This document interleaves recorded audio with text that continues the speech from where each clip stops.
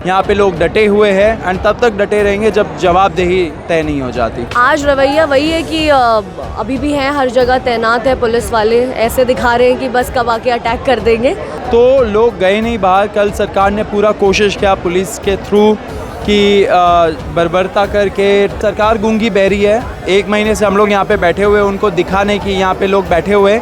इतना कौन सा अहंकार कि वो नीचे देखते नहीं है, उनके घर के नहीं बाहर क्या हो रहा है। अब बातचीत होगी तो जंतर मंतर में बातचीत होगी, हम लोग नहीं जाएंगे। संसद यही है, संसद तक हमें अगर जाने नहीं दिया तो हम लोग इसी को संसद बनाएंगे। पे नड्डा जी से बात करने भी गए थे, लेकिन जो झांसा उन्होंने दिखाया कल एंड 4 घंटे जो हमें एक तरह से इलीगल डिटेंशन में हमारे इच्छा के खिलाफ हम लोगों को उनके घर पे रखा। तो मैं ये भी चेतावनी देना चाह रहा हूँ पुलिस वालों को, जिस पुलिस वाले ने लाठी चलाई और एक्सेस फोर्स का यूज़ किया, सर फोड़े है, कि हम लोग उनके पास आएंगे, उनको आइडेंटिफाई करेंगे, उनका नाम निकालेंगे, उनको जेल भी भेजेंगे। आप डेट एंड टाइम नोट कर लो, हमारा वार्निंग है ये उन सब पुलिस वालों को।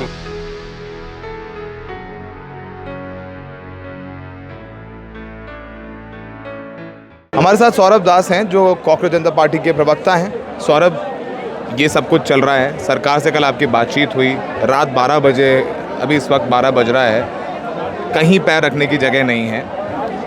क्या लग रहा है, क्या हो रहा है, क्या प्लान है, लोग जानना चाहते हैं। अभी यहाँ पे बहुत बड़ा क्राउड गैदर्ड है, हज़ारों की संख्या में लोग यहाँ पे है एंड उससे भी ज़्यादा संख्या में लोग सीपी जनपद इस साइड भी है। तो लोग गए नहीं बाहर। कल सरकार ने पूरा कोशिश किया पुलिस के थ्रू कि बर्बरता करके एक तरह से एकदम टेररिस्ट एक्शन जो उन्होंने किया कल यहाँ पे, उसके वो करके सरकार को लगा कि यहाँ पे मनोबल टूट जाएगा युवाओं का, लेकिन मनोबल नहीं टूटा। यहाँ पे लोग डटे हुए हैं एंड तब तक डटे रहेंगे जब जवाबदेही तय नहीं हो जाती। कल आपकी सरकार से बात हुई थी, कुछ आगे आप लोगों ने अपना प्लान दिया था, कुछ बातचीत निकल के आई, कुछ हुआ? हम लोगों ने 3 डिमांड दिया था। 1 कि सोनम वांगचुक जी को तुरंत रिहा करें, नंबर 2 कि धर्मेंद्र प्रधान का इस्तीफ़ा या बर्खास्त हो वो कैबिनेट से, एंड नंबर 3 कि 1 करोड़ का मुआवजा मिले सारे फैमिलीज़ को जिनके बच्चे नीट के एस्पिरेंट्स जो मर गए साइड से। तो ये जब हम लोगों ने दिया नड्डा जी को, तब उन्होंने बोला कि हम डिस्कशन करेंगे एंड उन्होंने ये बोला कि यहाँ पे आपको पता ही है सरकार में बातचीत से ही काम चलता है, तो हम लोग बातचीत करेंगे सरकार के अंदर, कैबिनेट के अंदर, फिर बताएंगे।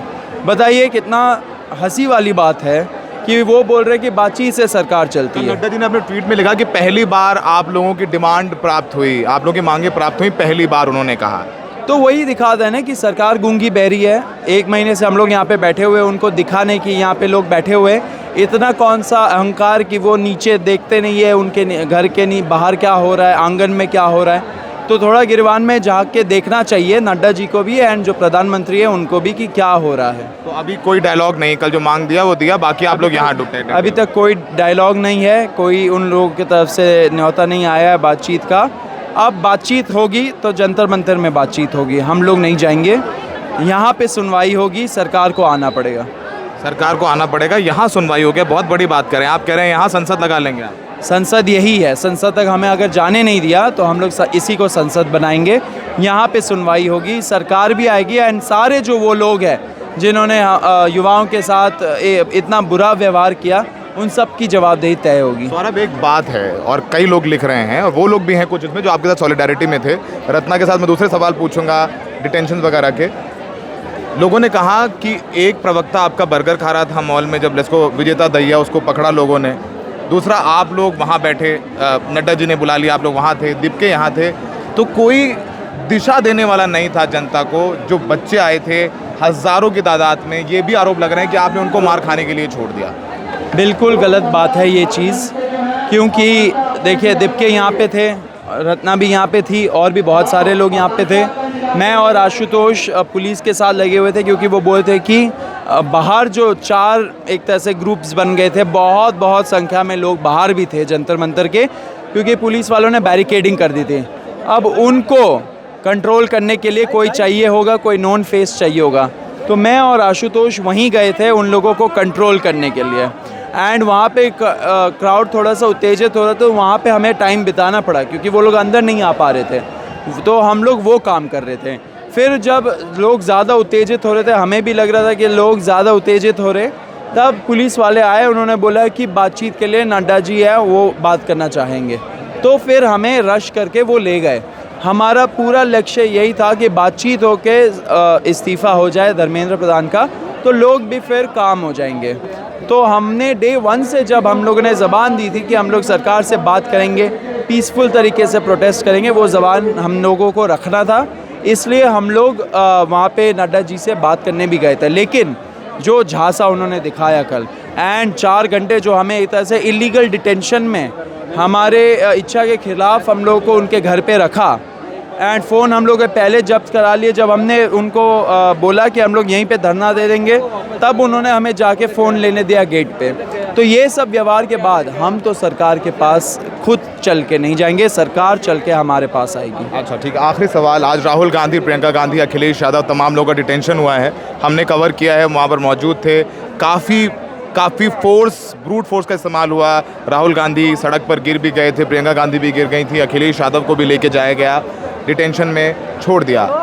पहली बात तो आप उस पर क्या कह रहे हैं, और अगर आप जोड़ पाएँ तो आम आदमी पार्टी के संजय सिंह ने ये कहा है कि वो वहाँ क्यों बैठे, जंतर मंतर क्यों नहीं, हम 23 दिन से भूखे थे यहाँ पर, सोनम वांगचुक, इस पर आपका क्या कहना है ऑफिशियली? देखिए, सब लोग अपना प्रयास करें, हम लोग किसी चीज़ पे ऐसे कमेंट नहीं करेंगे। सब लोगों को अपना प्रयास है, वो कहीं भी बैठे। हमने तो पहले ही बोल दिया था कि जो लोग जंतर मंतर नहीं आ पाएंगे, वो जहाँ पे है वहाँ पे पीसफुल धरना दे दे, वहीं पे बैठ जाए। एंड वही हुआ। अगर राहुल गांधी जी हो या प्रियंका जी हो या कोई भी ऑपोजिशन लीडर हो, उनको लगा कि प्रधानमंत्री के घर के बाहर जाके वहाँ पे धरना देना चाहिए, तो उन्होंने किया, बहुत अच्छी बात है। युवाओं के साथ वो खड़े रहे। वो चाहते हैं कि एक डिस्कशन हो पार्लियामेंट में कि यहाँ पे जो पुलिस ब्रुटैलिटी हुआ है, जो पुलिस से इतना सर फोड़ा है, पैर तोड़ा है, उस पर बातचीत हो। हम तो ये रिक्वेस्ट करेंगे कि सिर्फ डिस्कशन ना हो, लेकिन जवाबदेही तय हो। एंड आपके थ्रू मैं ये भी चेतावनी देना चाह रहा हूँ पुलिस वालों को, जिस पुलिस वाले ने लाठी चलाई और एक्सेस फोर्स का यूज़ किया, सर फोड़े हैं, थप्पड़ बजाए है, लड़कियों को मोलेस्ट किया, छोटी बच्चियों को मारा है, सर फोड़ा है, बाल खींचा है, वो एक एक पुलिस वाले को चेतावनी है कि हम लोग उनके पास आएंगे, उनको आइडेंटिफाई करेंगे, उनका नाम निकालेंगे और उनके खिलाफ FIR फाइल करेंगे, और जब टाइम आएगा उनको जेल भी भेजेंगे। आप डेट एंड टाइम नोट कर लो, हमारा वार्निंग है ये वो उन सब पुलिस वालों को। ठीक है, थैंक यू। रत्ना भी हमारे साथ है। रत्ना, ये बताइए, अभी आप लोगों ने जब कहा कि डिटेन है, आपने यहाँ बोला कि काफ़ी लोग डिटेन हैं, अभी क्या कुछ जानकारी मिली जो डिटेनीज़ हैं उनके बारे में? दिल्ली पुलिस कह रही है कोई डिटेन नहीं। हमने जब ये प्रोटेस्ट शुरू हुआ था उसके पहले एक लीगल टीम बना ली थी, एंड जो भी हमारे पास आता है उनको हम ऐड करते हैं। कल शाम से इनफैक्ट सारे ये लॉयर्स एक्टिव हो चुके थे। जैसे ही उनको डिटेंशन की न्यूज़ आ रही थी, सब अपने अपने लोकल पुलिस स्टेशन में जा के उनको निकलवा रहे थे। एक था जहाँ पे उन्होंने स्टेडियम में कहीं पे उनको रख लिया था, छत्रसल, वहाँ से आ रहा था कि लॉयर्स को भी एंट्री नहीं मिल रही थी, बट उसके बारे में फिर शायद एक ग्रुप ऑफ लॉयर्स गया, उनको फिर जाने दिया और फिर उनको भी आज वहाँ से निकाल दिया गया है। तो शाम तक हमारे पास पूरी रिपोर्ट आ गई थी कि कुछ 64 के अराउंड लोग जो थे आज, और प्लस 50 जो एक स्टेडियम में थे, उन सबको उन्होंने रिहा कर दिया है। कोई भी अभी नहीं है डिटेंशन। अभी डिटेंशन में कोई नहीं है। पुलिस का भी रवैया कैसा है, बर्ताव कैसा है आप लोगों के साथ? पुलिस का रवैया आप कल प्रोटेस्ट का पूछ रहे हैं या नहीं? कल का प्रोटेस्ट का तो हमने देखा भी और हमने दिखाया भी। आज प्रोटेस्ट के बाद क्या रवैया है? आज रवैया वही है कि अभी भी हैं, हर जगह तैनात है पुलिस वाले, ऐसे दिखा रहे हैं कि बस कब आके अटैक कर देंगे। बट यही है जो कल मैंने देखा, मेरा तो फर्स्ट हैंड एक्सपीरियंस रहा। मैंने देखा एक जो संदीप लांबा के बारे में जो हम बात कर रहे हैं, वो वैन के सामने ही खड़े थे, उनका पूरी हरकत मैंने देखी है, कैसे उन्होंने ऑर्डर करके लोगों को मरवाया, मारने के लिए बोला है, एंड लोग वहाँ पे प्लीड कर रहे थे उनसे कि हमें मत मारिए। उन्होंने एक पुलिस वाले को ऑर्डर दिया, उनको दिख रहा था अंदर मैं बैठी हुई हूँ, अगर आपको किसी को निकलवाना है, आप किसी को पकड़ना चाहते हैं, अगर आपको लग रहा है कि कुछ वो हिंसक चीज़ें कर रहा है, आप आगे क्या गाड़ी का शीशा तोड़ेंगे जब वहाँ पे एक वैन बस खड़ी हुई है? उन्होंने अटैक करने की कोशिश करी कि उस वैन के अंदर जो लोग बैठे हुए थे उनको हर्ट हो। फिर उन्होंने दरवाजे का शीशा तोड़ा है, ड्राइवर को जो उसमें हमारा एक वॉलंटियर था उसको निकाल के बाहर पीटा है। तो कल पुलिस ने अपनी जो हैवानियत दिखाई है। एक लड़की ICU में एडमिट है अभी, क्रिटिकल किस साल की थी? 30 साल की है वो, 30 साल की है एंड वो अपनी बहन के साथ आई थी इस प्रोटेस्ट में। She is also preparing for कोई कॉम्पिटिटिव एग्जाम्स के लिए शायद। उसके साथ ये सब हुआ। तो पुलिस का रवैया यही है कि आप पूरे पार्लियामेंट स्ट्रीट से लेकर यहाँ जनपद से लेकर सीपी में देखेंगे, हर तरफ पुलिस ही पुलिस दिख रही है। ठीक है, थैंक यू। तो ये इन्होंने बताया, इन्होंने बोला कि हम हर पुलिस वाले को आइडेंटिफाई करेंगे, उनके खिलाफ FIR कराएंगे। तो पुलिस पर कार्रवाई की बात कर रहे हैं, आप करेंगे सरकार को यहाँ के बात करनी पड़ेगी, हम नहीं जाएंगे। तो ये कुछ बड़े अपडेट्स हैं और रात में माहौल इलेक्ट्रीफाइंग है और भीड़ बढ़ती जा रही है, सेवा करने वाले बढ़ते जा रहे हैं, मार खाने के बाद, पिटने के बाद भी यहाँ डटे हुए हैं। आखिरी सवाल, रत्ना ये बताइए कि पुलिस वाले भी घायल हुए हैं, उनको भी चोटें आई हैं, विजुअल्स हैं जिसमें प्रोटेस्टर्स हैं गाड़ियाँ तोड़ रहे हैं, वो विजुअल्स हमारे पास हैं। तो उसके बारे में भी आप लोग बोलिए। जो हमने कहा कि जिम्मेदारी आप लोगों की थी पीसफुल मार्च कराने की, प्रदर्शन कराने की, तस्वीरें ये भी आई हैं, ये भी एक सच है। देखिए, कल बहुत एक्सट्रीम लेवल पे पुलिस ने जाके हमला किया है लोगों के ऊपर, और कोई भी इंसान कितनी देर तक सहेगा। हम जितने लोग आए हैं वो अलग अलग जगह से आए हैं, सबका टेम्परामेंट अलग है। कुछ लोग थे जो प्लीड कर रहे थे, कुछ लोग हैं जो वहाँ पे गिर गए हैं, कुछ लोग हैं जिनको चोटें लग रही हैं। तो सबका रिएक्शन देने का तरीका अलग है और उस टाइम पे जिसको जो सही लगा उसने वो किया है। मुझे लेकिन ये पता है कि जो पीसफुल प्रोटेस्टर्स हमारे साथ थे, मैंने इनफैक्ट देखा था, आपने कल एक इंटरव्यू करा था, लेडी जिनका जो है वो मेरे सामने ही लड़कियों को पीट रही थी, उनका कहीं से भी हाथ नहीं टूटा था। Soni assistant commandant. और जब आप इतना फोर्स यूज़ करेंगे, दैट इज़ मतलब होना ही है, आपको भी चोट लगेगी। तो ऐसा जो वो कह रहे घायल हो गए, आप कह रही हैं वो पीटने में उनको लग गई? ऑफ कोर्स लगेगी। अगर आप किसी को मारने आ रहे हो, वो अपने को बचाना चाह रहा है, उसने भी फोर्स यूज़ करा होगा ना।